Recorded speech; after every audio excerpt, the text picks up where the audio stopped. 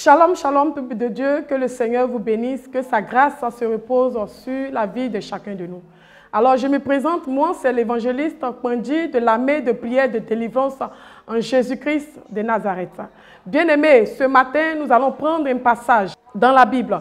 Nous allons prendre Exode 20, à partir du verset 1 à 3. Je lis la parole de Dieu au nom de Jésus. Alors Dieu prononça toutes ces paroles en disant: Je suis l'Éternel ton Dieu, qui t'ai fait sortir du pays d'Égypte, de la maison de servitude. Tu n'auras pas d'autre Dieu devant ma face. Bien-aimés, voici le verset de ce jour. Mais avant de commencer, nous allons faire cette petite prière. Au nom de Jésus, nous allons prier. Seigneur, nous te bénissons, nous te rendons toute la gloire. Nous te disons merci, Seigneur, pour ce moment que nous allons passer dans ta présence. Seigneur, voici ce moment, ô éternel Dieu Tout-Puissant. Je prie au nom de Jésus que tu touches les cœurs et les pensées de tes enfants, que tu touches toi-même tes enfants, afin que, Seigneur, à travers ce message, Seigneur, les cœurs soient touchés. Au nom de Jésus, que nous avons prié. Amen.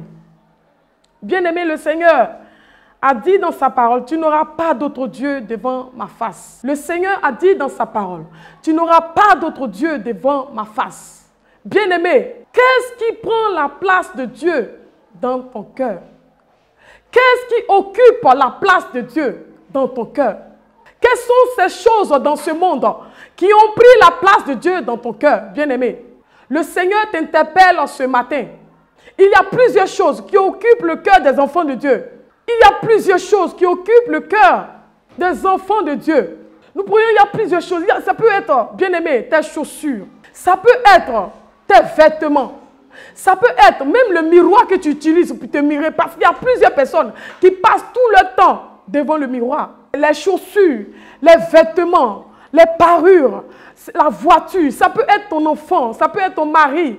Au point où ces choses occupe la place de Dieu dans ton cœur. Le Seigneur a dit dans sa parole, cherche premièrement le royaume des cieux et sa justice. Bien-aimé, il est temps de revoir ta vie et ta marche avec le Seigneur. Ces choses de ce monde qui t'éloignent du Seigneur. Ces choses de ce monde qui t'éloignent du Seigneur. Il y a certaines personnes, je donne comme exemple, il y a certaines personnes, à force d'être accro au téléphone, lorsque tu dors et que tu te réveilles, vers qui tu tournes le regard? Vers ton téléphone. Aller dans ces choses qui ne glorifient pas le Seigneur. Les comédies dans le téléphone, le net, ces images qui souillent les pensées. Ces comédies qui n'édifient pas. Ces choses qui ne glorifient pas le Seigneur.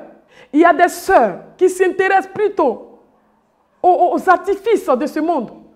Leur cœur est attaché à ces choses. Toutes les fois que ton cœur est attaché à ces choses, dis-toi que le Seigneur n'est pas dans ton cœur. Il faille que le Seigneur occupe la première place dans ton cœur.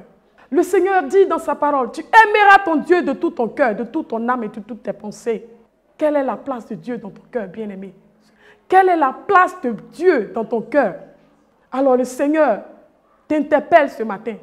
Le Seigneur t'interpelle ce matin. Le Seigneur te parle ce matin afin de revoir ta marche avec lui, de revoir ta vie chrétienne. Que rien de ce monde ne t'éloigne du Seigneur. Que rien de ce monde ne t'éloigne de la présence de Dieu. Parce que les temps sont finis. Le Seigneur arrive. Le Seigneur revient. Il ne faudrait pas que ces choses te retiennent dans ce monde. Bien-aimé, bien-aimé, le Seigneur te parle en ce matin. Revois ta marche avec le Seigneur. Revois ta manière de faire avec le Seigneur. Que le Seigneur te bénisse et que sa grâce se repose sur vos vies. Amen.